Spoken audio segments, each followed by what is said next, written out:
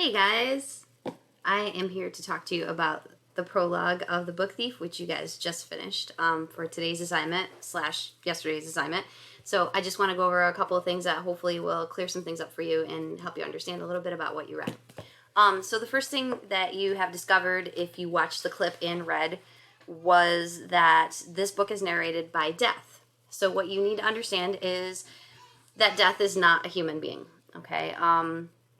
Probably could tell from the way he talks. He's just a little different. Also, he mentions several times, like, standing over people who are about to die and how he carries their soul away and things like that. So this is not someone that people can see. This is not a human being. He also likes to see things in colors. And so on page 5, if you have the book, on page 5, if not, it's right around the end of Death and Chocolate. He says that he needs to be distracted and that he vacations in colors. So Death is not enjoying his job, per se. He likes to see the colors and things. That's kind of his way of distracting himself from his job. He also says the leftover humans, the survivors, that they're the ones that he can't stand to look at. So he really doesn't like what he has to do, especially when he sees people left over or left behind. So the other thing that's really important on page 5 that I hope you guys caught is, whoa, that very last line. It says, I saw the book thief 3 times. So essentially this entire story is about him seeing this person that he refers to as the book thief. And he starts off in the prologue by describing each of those 3 times. He doesn't give us a lot of detail, but he does in the prologue tell us about the 3 times that he saw the book thief.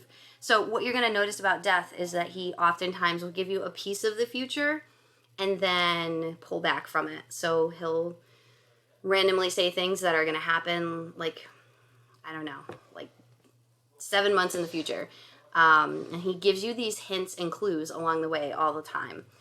So pay very close attention to that because it makes the story more interesting. So the very first time that Death sees the book thief happens in beside the railway line. You're also going to notice that he also has these like bold sections quite a bit, and those are pretty important. So whenever you come across a bold section, pay close attention to what he's saying. It could be a prediction or something that's going to happen coming up, or just could reveal something about himself. In the eclipse was the second time that he met the book thief, which was kind of confusing at this point because you have no idea what's happening in the story. The first, beside the railway line, was when the book thief's brother died. The eclipse is when there was a plane crash, and the pilot of the plane passed away, and the book thief happened to be at that moment as well. And then the flag is actually the 3rd time that he sees the book thief. And that is actually, you're going to see, like, get the entirety of that scene in the end of the story. So I guess the best advice I could give you when reading this book is it starts off kind of confusing because he's describing 3 separate times that he saw the book thief. We really haven't met her yet. But there's something about her that he's drawn to. He mentions this in the prologue. He's not really sure what it is, but he's very drawn to her for some reason. Clearly, by calling her the book thief and the title of the story is the book thief, we know that that's going to become very important to the story. And actually, just making sure I'm not giving anything away. No.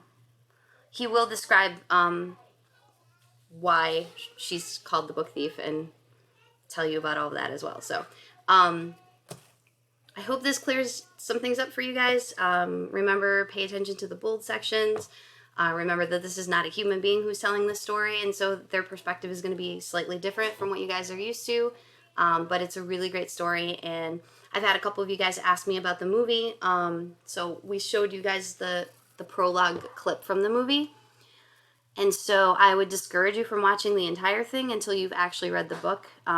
It's a good movie, but it leaves out a lot of things. And also, I really would hate for you guys to spoil the ending. People get pretty mad when they have the ending of this particular book spoiled for them. So keep that in mind if you already have watched the whole movie, to not spoil it for your classmates. So, that's all I really wanted to share with you guys, just to give you some insight on our narrator and just the way this book is written. And I really hope you guys like it. It's can be a little challenging at times, but it gets really good. So push through the challenging sections, ask questions, and Mrs. Bogart and I will help you guys out as much as we can. So, all right, guys, I'm signing off, and I hope you have a great evening.